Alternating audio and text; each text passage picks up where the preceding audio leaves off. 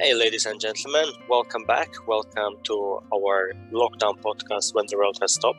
Today I'm going to have very, very interesting guests joining our talk, and I would like to warm welcome all of you to join this call and learn maybe something, hear something interesting, and follow what these gentlemen do as well. And feel free to drop your questions below the video. And if you would like to join the call with me, feel free to contact me directly by leaving the comment below, or contact me via Facebook page or dropping the email. I'll leave this email address as well in the comments. So I wish you all enjoy the time with us. Thank you very much. So let's welcome our guests. Adrian, hello. Hello. Welcome to the podcast. Yes, we're waiting for the second guest of the episode as well, joining us shortly.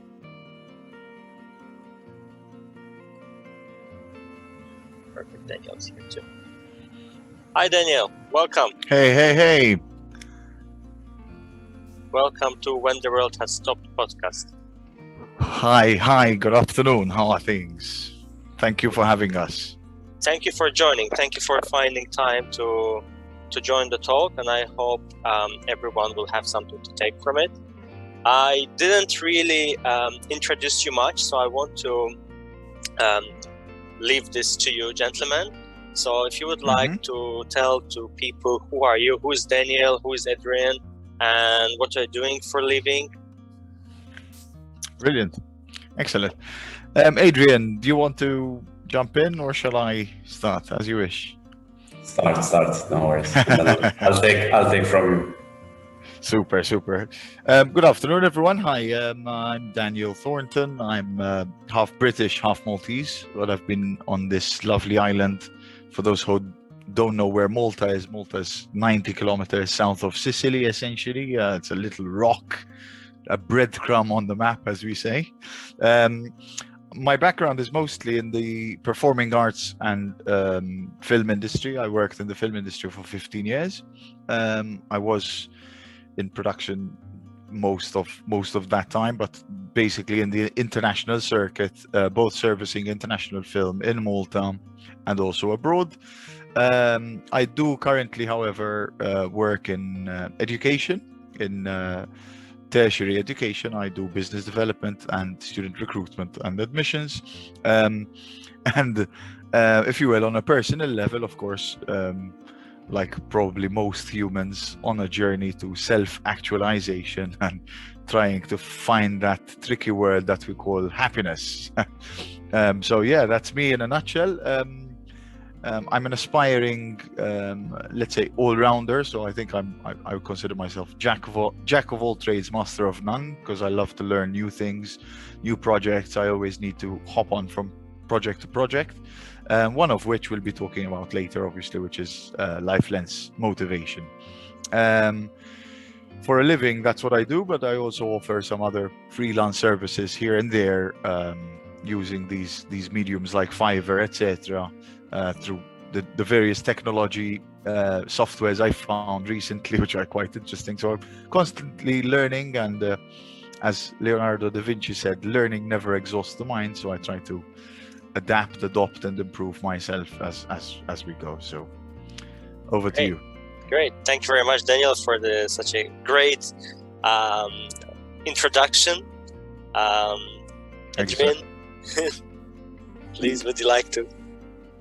Sure. So something about me. So I think for me, the thing I think I dedicated my life to learning what well-being is, and also to kind of helping others finding that well-being. It's something that came because, especially when I was young, like in my teens, I was bullied, and I had to kind of I had to find my way out of that. So I had to do it. The bullying kind of had a lot of issues with mental health, which I had to kind of go to therapy and do a lot of work on myself. And then I found meditation, which I found really, really useful. It helped calm my mind, it helped me focus, it helped me both in my personal work and at the place of work as well. So I started to see I started becoming passionate about these things because I felt empowered, I felt, calm. So I started slowly to integrate this aspect into my work. As work, I lecture at Global College with Daniel, and also personally I'm an emotional intelligence coach. So I help both managers and companies to reduce conflict at the place of work, to have better relationships at work. So slowly, I'm in the process because I'm starting, especially in the emotional intelligence bit. I'm kind of starting slowly to find how can I use my experience, my journey as a way to maybe kind of inspire, but also not just inspire, but also kind of give tools to how to actually go about doing that. Yeah. Great. So that's in a nutshell. Thank you very much. I think your experience and knowledge is literally going in hand with the topic of this podcast. And what I like to ask from people who are outside of my friends list is just how did you hear about the podcast and what you think about that one? You are one of my first guests who are out of my friend list. I don't know if you have seen the previous episode. I had the pleasure to speak to Sarah, who has seen the video of one of the previous guests and was interested to share her story too. Yeah, Ali, the reason, I had contacted you as well, and we're here today is that I think our project is very much in line with yours, but it's on a different tangent, of course.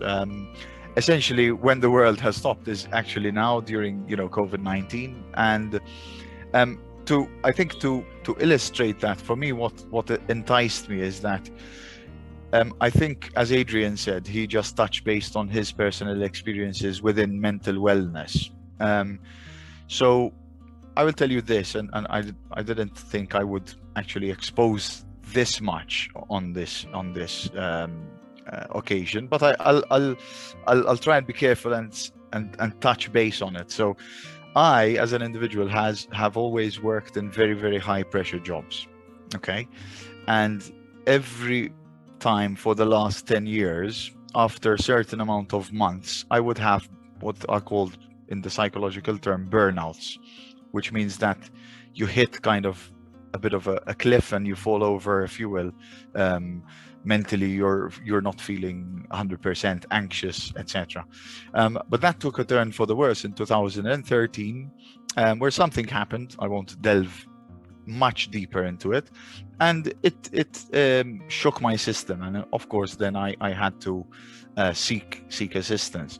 Thereafter, then years passed, and generally as individuals, I think that we don't really, especially male or men, don't like to talk about their feelings or how they're feeling, or if you say, how are you doing? Yeah, I'm all right, man, let's go for a pint. Oh, strong, yeah.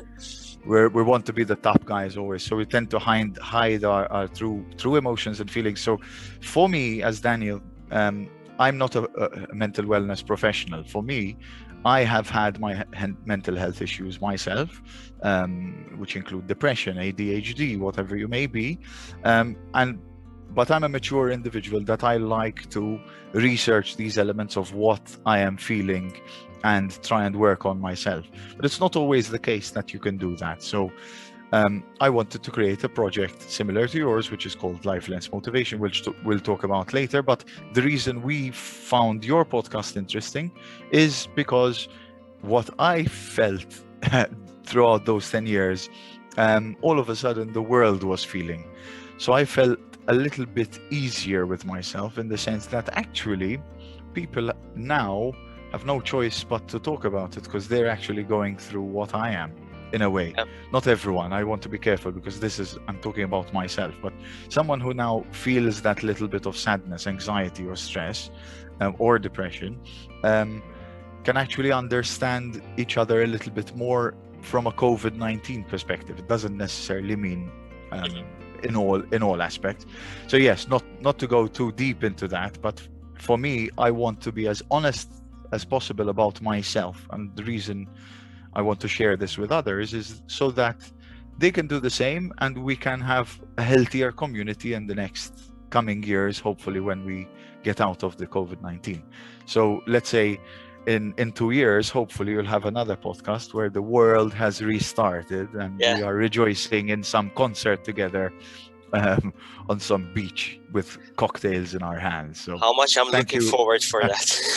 Exactly. So I guess my message is, I don't feel good at all at the moment, but I feel that in the last 10 years, I've always found a way out and the light at the end of the tunnel. So I hope that together with podcasts like yours, professionals like Adrian and other therapists, communities, events, retreats, workshops, we can all come back together and hopefully find a pathway back to normality. That's my message, at least. Thank you very much. That's basically was the idea of that, because we're all passing through certain moments in our life, and not everyone has the courage to talk about it. Not everyone is feeling comfortable to talk about it. And the idea of the podcast is this is a time where, as you mentioned very well, Daniel, that a lot of people may experience the same or similar feelings because of the lockdown, and they might be more comfortable in a way just to talk at least about that one, not something worries them or used to worry them before. And touching that topic of the lockdown now, I wanted to ask you, how was your experience of the past year, or how is it still going? And then definitely I would like to move on to the great project you're doing, because what you're doing is super interesting, is very attractive, I think, would be for our audience and people outside of the people who don't watch our podcast as well, because it's something which was useful before lockdown, which is very useful nowadays, and it will be super useful after once we return back to the normal life. But how was your life during the lockdown? What did you experience? What were you passing through your mind in your life in general? Yeah, I'll let Adrian take over on this one, because I think he has some interesting stories there. Please, Adrian.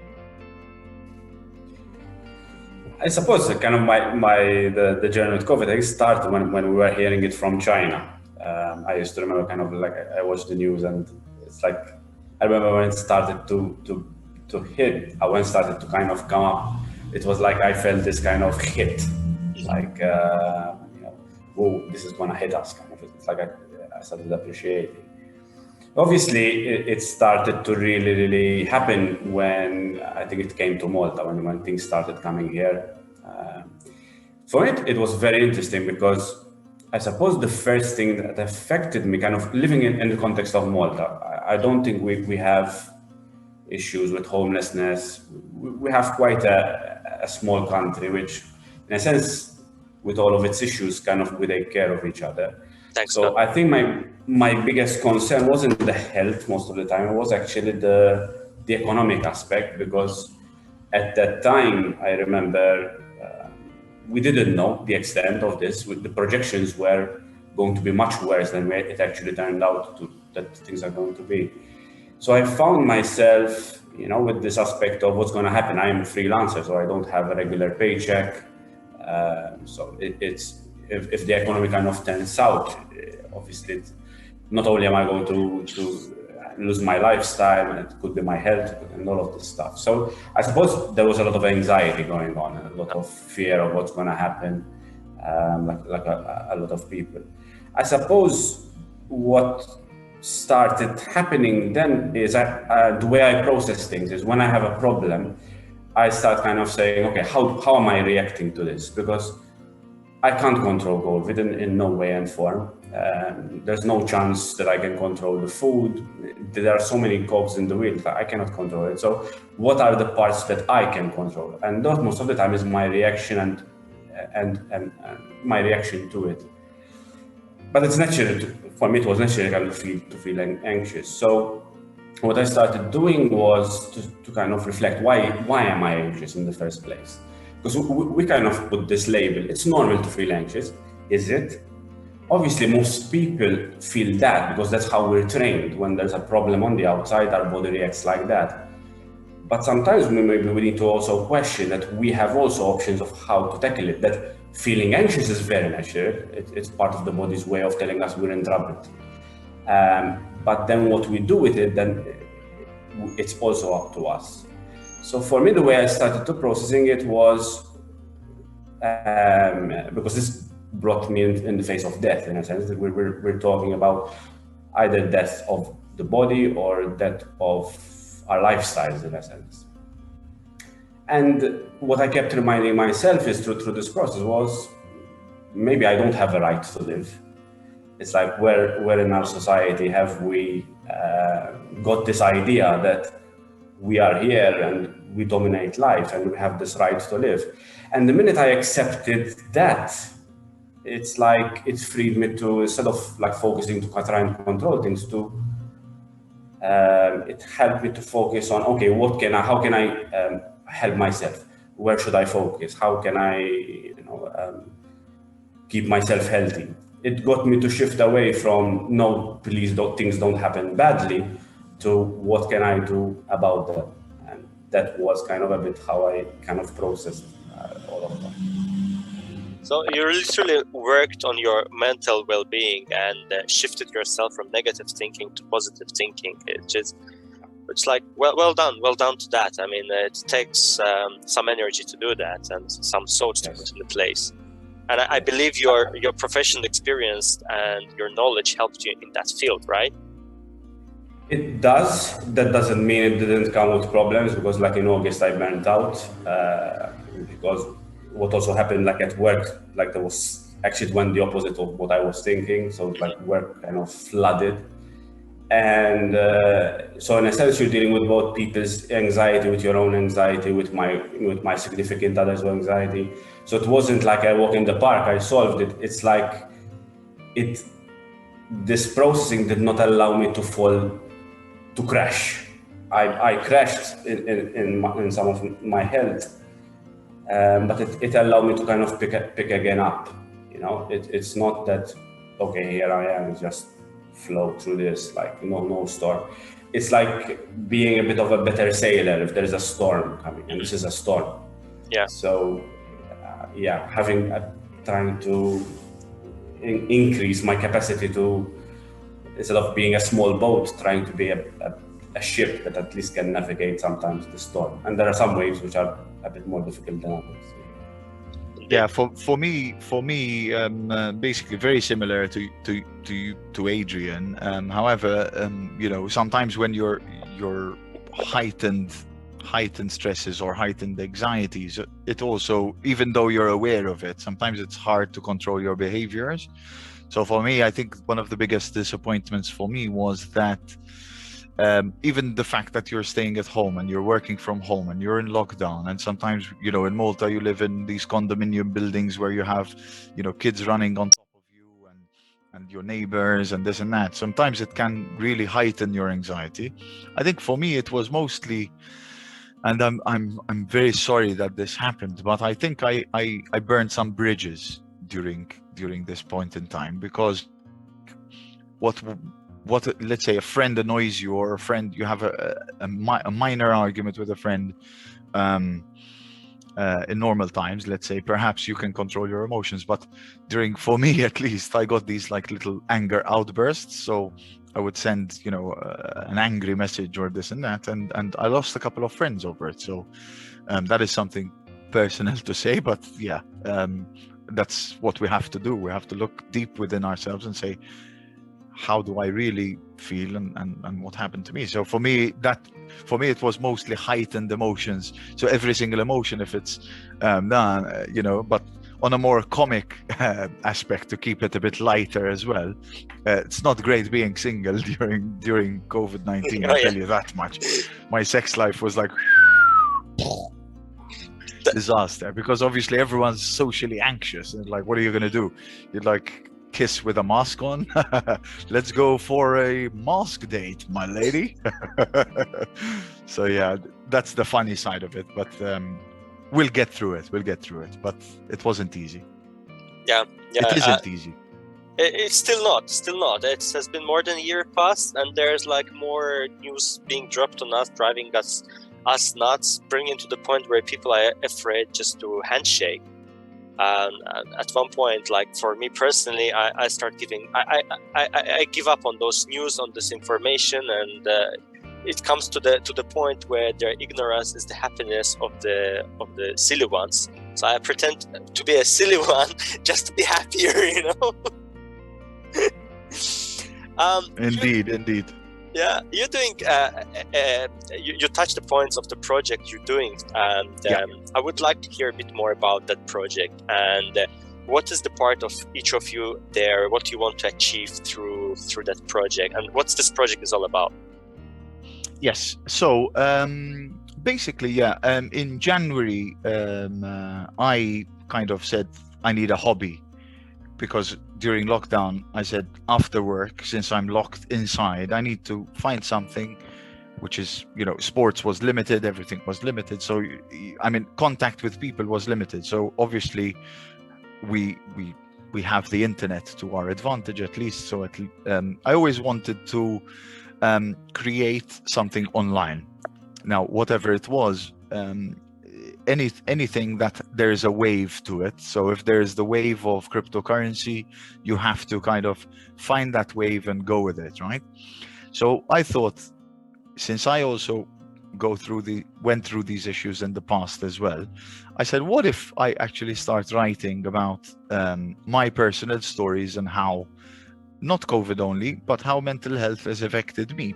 And I started by writing a couple of articles. I bought a domain, you know, and I was looking through it, and I found this. Since I also worked in the film industry, I called it life lens motivation, where essentially we're looking through life through a lens, and those lenses, you know, can go through different emotions, different periods of time, when you are younger, when you are older, whatever it is. I think when you were talking about mental health, sometimes. And a friend of mine last weekend told me this, because I asked him, can you look at my website and give me some feedback? I think when you look at mental health, sometimes it's either something that is academic and you want to learn it from a professional point of view. But when someone is going through a difficult time, I think sometimes they find it easier to read something personable. So if you're a real human, you might not be a professional, but you're saying what you are going through and you're honest about it, people can relate to that. So anyway, so I started writing some articles. And then all of a sudden, so the vision is basically to create real life stories, which are personable, reliable, that help others through their difficult times and they can relate to it, if you will. But then it doesn't stop there. So if, for example, we're talking about stress or anxiety, then the writing is done in a way that 5 tips which you can help you with stress, or else it can be, it leads you to meditation, or it guides you to even mental health services or therapy services. I also eventually want to start creating, because I've done events in the past, events that help our well-being. So like retreats, you know, where you go to a nice villa and you have a whole weekend of yoga activities, stress management, bonfires, sharing real life stories, sharing emotions. And you could also have professionals on site as well for people that perhaps want to have more personable sessions. But anyway, so the mission is basically to improve mental health through events, videos, life coaching, and other services which are related to this aspect. The reason then it evolved was basically the traffic was quite phenomenal. In about 2 months, I had something like 10,000 unique visitors from the US, which was quite interesting. So then I said, rather than just blogging myself, let me try and involve professionals to help me with this. And the first person I had contacted was Adrian, since he is also studying psychotherapy and Gestalt therapy. I believe he'll talk more about that. And we said, what can we do actually which is tangible right now, since we can't do events, for example. So Adrian, being a lecturer himself and a mentor, has created a series of workshops which will be starting on 4th of June online, basically. So on the 4th of June at 6 p.m. Central European Time. Our first workshop will be called Staying Mentally and Emotionally Healthy at Work. And Adrian will delve more into it on the actual topic. But as when it comes to life lens motivation, it's basically how we can motivate others to be healthier, both mentally, through different mediums, such as art, such as workshops, such as education, such as events, such as therapy, such as community coming together like this and talking about it. Mental health, I think, is not only being sane. I think it's working towards the journey to happiness. Even if you think you don't have a mental health issue, simple stress can lead to that. And I think it's important that we learn these little tricks like meditation and various other mediums, which again, I'm not a professional of, but I would like to bring a team of people together to offer these type of services around. So yeah, our motto is to stay strong, stay healthy, and Life Lens Motivation hopefully will be developing into something of an educational format.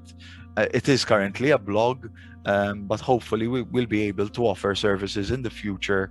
And I'm very much, I love innovation. So there's also stuff like virtual reality meditation. There's virtual reality therapy.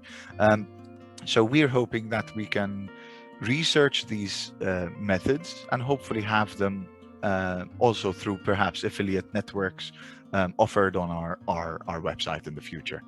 I think Adrian then can talk more about our little project, which is coming up, which is a webinar. And this will be our first, let's say, project, which is an outreach to community. So far, it's been content only. Where people can find the information about the webinar and event, how they can sign up? Do they have to go on your website, or you have a area where you advertise it and people can join?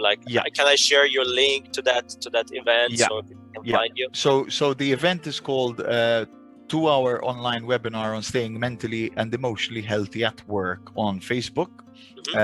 However, they can find the event both on our Facebook page, which is Life Lens Motivation, or our website, which is lifelensmotivation.com. And within the website, it is under the coaching and training website. So it's lifelensmotivation.com/coaching and training, if you will.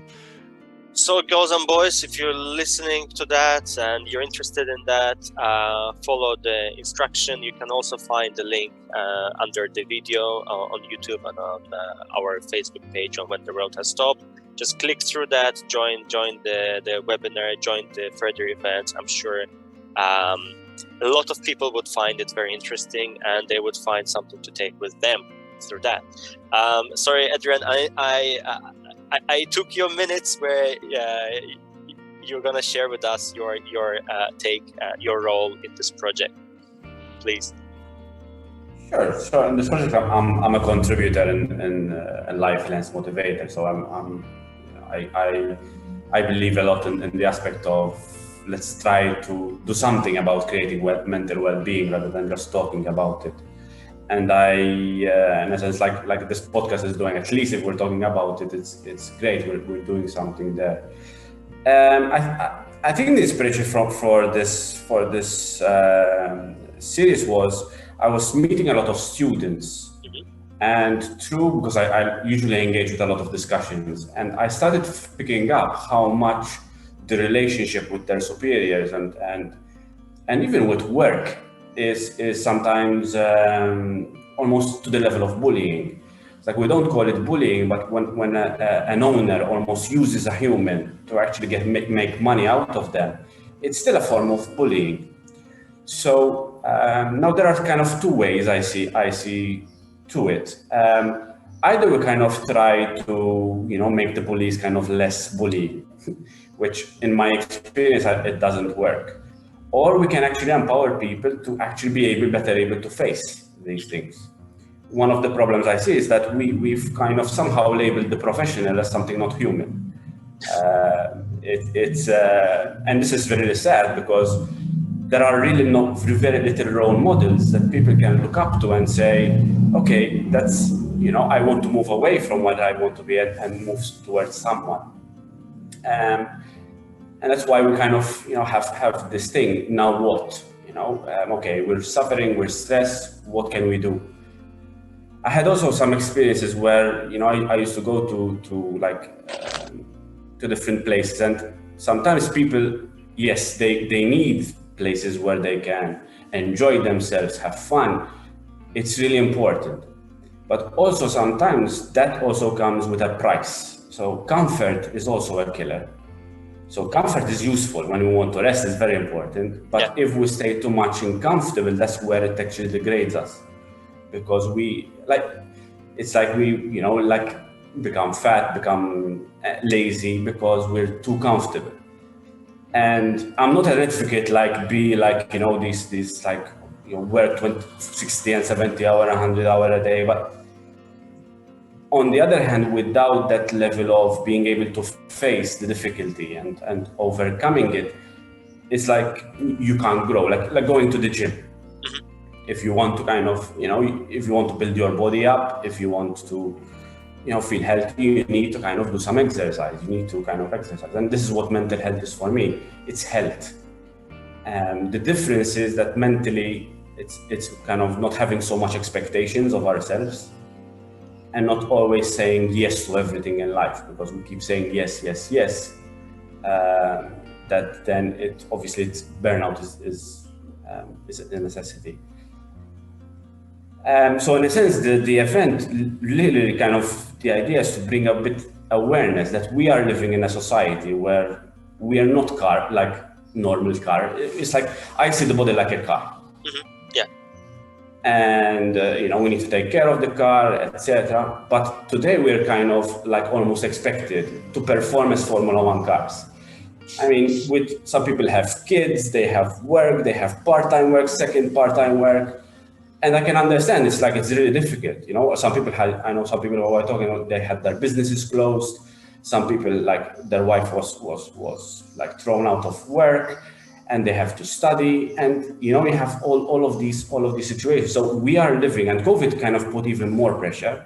So we are operating like Formula One cars, but we're not taking the time to engineer our cars. Mm-hmm.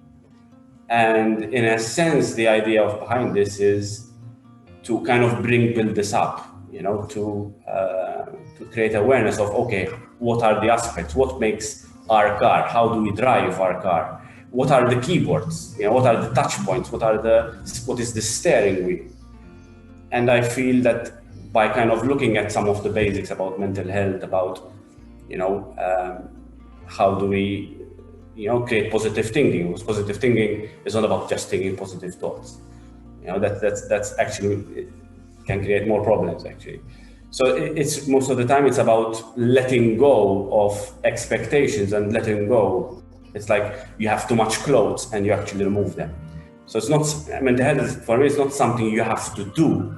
It's more something you have to let go of. But we're usually comfortable in our own aspect sometimes. So it's sometimes very hard to let go. So this is what is the invitation to it's like to look a bit at ourselves and say, what are the things I can let go of? Maybe I can let go of expecting to perform all the time. Maybe I can let go of, expecting things the way I want them to be all the time. Maybe letting go of having to say yes all the time to work, and then see what I can do with it. So these are the things that I hope to explore during that aspect. But also this might be a bit, let's say, not so easy to find the balance, the level of to which degree you can let it go, because it can demotivate at some point if you keep on letting go all the time and not really stressing yourself, let's say, in a positive way, the good stressing thing. It can bring to the point where you can literally demotivate yourself because you keep on letting go. And so that's like, you need a mediator, you need this word which you don't really like so much, maybe the professional who can actually assist and help to find a degree of where, until which level you can let go and where you have to really step in. Exactly. No, I agree that. Sorry, go ahead, Adrian. No, there's a speaker who speaks about this a lot. The balance between Order and Chaos, Jordan Peterson. And he says when there's too much chaos, we need to bring order. And when there's too much order, we need chaos. So it's like a human's journey is to kind of learn to navigate that order and chaos.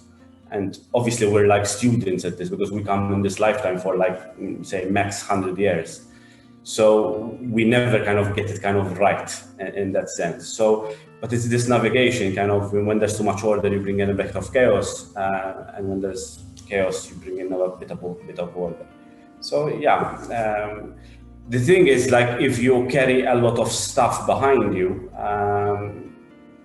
then you're way down. It's like a Formula One car having like 20 kilos of stuff, you know, that it doesn't need. So you need to kind of see what that weight is and then replace it, because the mind does not, if it needs to let go, it needs to replace it with something. Yeah. It's like with addiction. You can't just say someone stop. Okay, there is a process of stopping, but most of the time you need to find why that person is addicted and find something. So for instance, I used to be addicted to cigarettes. I used to smoke one packet a day. I cut cold turkey, but I did it because there was a process like a year before that I started enjoying life a bit more. I started like finding my hobbies, and that allowed me to then let go of cigarettes. So it's not just the letting go, but you also need to learn to find also what a certain passion, a certain drive in life. Thank you, Adrian. Daniel, you wanted to add something? No. For me, just one element that I think is important. Let's see, for the listeners, I think is to always to try and be aware that your friend might say he or she is okay, right? But I think we need to be better listeners. I think sometimes people ask you how you are, and then once you start saying, actually, I'm not okay, some people find a way then to avoid the conversation or to try and get out of it somehow. So I think people really need to stop and think before rejecting someone's thought processes or their reactions, or if they want to, you know, if they want to share a story and you're asking about it, I mean, try and be more susceptible to listening. Sometimes people don't want your advice, they just want to sit there, you know, bring it all out, and you don't really need to do anything. You just need to acknowledge and be a good listener. That's I guess what I'm saying. Be good listeners, love each other. Thank you. I think you already answered my question. My next question, which I was going to ask: did this project start before or after COVID? And as I realized, it started right after the second wave of COVID, the lockdown we had. And since the topic of the project is also the mental health, and the COVID is a hot point, is how do you think the COVID impacted the mental health in a nutshell, like in a few words? Well, for me, I think it has been more than the physical aspect. It has been the most devastating aspect of the human being in a globally. I think. I mean, I've heard cases of people being at university and they're having a psychotic break, or really serious episodes. More delicately, even suicide rates, shooting through the roof. Not to delve into that subject because obviously it's a delicate one, but I think it affected much apart from the death toll. You would probably see even a death toll because of mental health issues, but again, we'll leave that aside for the professionals to talk about. But I think it was one of the most devastating factors for the human being from a mental health aspect. I think the worst in hundreds of years, possibly. Again, I'm not an expert on the subject, so I won't dare to done, but my assumption is that I think it was one of the most hard things to go through during this pandemic, is how to control your sanity, your mental health, your stress, your anxieties. So I think if I had to put a percentage on it, if before people were this stressed during COVID, it has, quadrupled or shot up by 10 times, which can lead to other problems, you see. So, and by the way, can also lead to physical health problems, if you're not in a good mental health state, it will eventually affect you physically. Again, this is me opinionating, not professional information. Disclaimer. But yes, I think in generally, mental health services have shot up, and it's going to take a while until, even if we get back to normal, people will take time to work on themselves to come back to normal. But I think the human is resilient, and we have a way of bouncing back. So on a positive note, I think if the pandemic changes, I think mentally the biggest problem is not having a finish line, right? You just have an open kind of like a... So sorry guys, had a technical issue with this application, just literally kicked out us from the call. We're trying to reconnect to our guests. Here's Daniel. Sorry Daniel, I was kicked out and literally... Hey, we're back. Stopped. Yeah, sorry for that. That's all right. No idea where I left off. So I was saying, well, you were talking about the impact of the post-COVID Yes. time to the mental health. Yes. However, now, because mental health, it's a really tough subject to talk about. And I want to say this as well, however, because there is a positivity element to this. And I mean this personally. For example, it has, in a way, improved my health, my mental health. I'll tell you why. Because I became much more aware of what my issues were. So now I actually have a pathway, if you will, of how to actually improve myself. And I do want to mention this also to give them a big shout out for their really good work they're doing. But I started, one of the challenges was that I go every Sunday with a friend of mine. His name is Joe, great guy, and he's a support mechanism in my life as well. And every Sunday we decided to go trekking. So I think it really, if my message was anything, go out there, get on the road. There are beautiful places, especially if you're in Malta, but in your country, I'm sure you have mountains or whatever. The first 20 minutes, it gets the blood pumping, etc. But after an hour, I really felt elated, and it was a natural high, and we were laughing, and it was really, really great. And that then evolved into something else. And a friend of mine, his name is Keith Marshall. He's part of the Sigma Foundation here in Malta. They basically have been doing the Kilimanjaro Challenge for many, many years for charity, for a cause in Ethiopia. So I think also you can find these little causes. So for me, I decided that in fact in September, October, COVID permitting, we will be doing the El Camino Challenge, or part of the El Camino Challenge for charity, where we'll be walking 180 kilometers or 160, I don't remember the exact amount, for charity in 5 days. So a big shout out to Sigma Foundation for what they're doing. It's a great thing that they're supporting these causes through the Tupkal climb, Kilimanjaro, and also the El Camino Challenge, which I form part of. But the message I'm trying to make is that there is a positive element, that people have come together to support one another, that perhaps if you were going through it alone, it wasn't the case in the past, because people are, out doing their own thing, traveling, etc. So people kind of stopped and came into these little small community groups, have been doing trekking, whatever, tennis, or these whatever limited activities there were. My message is that always find a support mechanism, friends, family, come within small communities and still create your little activities. So yeah, that's important. I think once they took something from us, we realized that we really need that one. They took us our friends from us, the social life from us. Like, oh no, give me back! I want that. I want it. I will bring it back to me. And actually, we were meeting some people. We're meeting some strangers to go hiking together because it's permitted. You still can be in the small groups of people.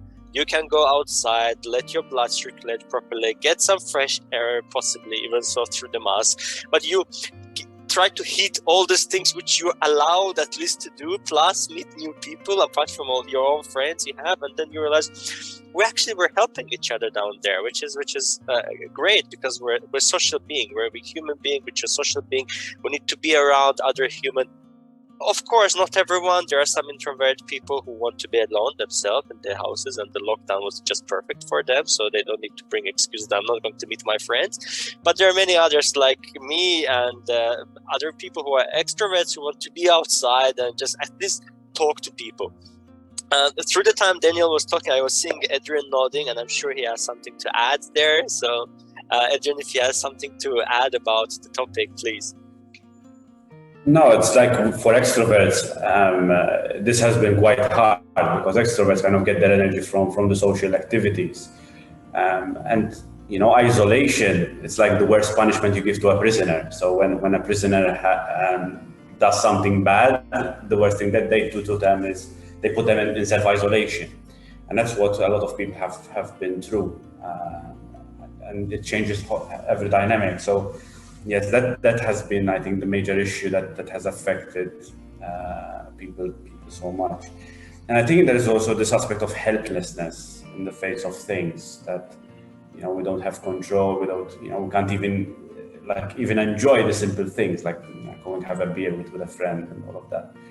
So yes, I think these things really hit hard. What I hope that we kind of also find is that we also realize how resilient, I think Daniel mentioned it, is like at the core, humanity is really powerful. We are all really powerful. And what I hope that we start maybe looking at is recognizing where our power is. And it's not, we usually give our power to everything in life, to how much we are out, how much we have fun, how much, we have money and status and all of that stuff. But we have our own power. And I think the fact that people have gone through this, they've suffered. We all have suffered in one way, whether it's health or not. But we're still alive and we're still here. I think we should see where that power comes from, and we should invest in that.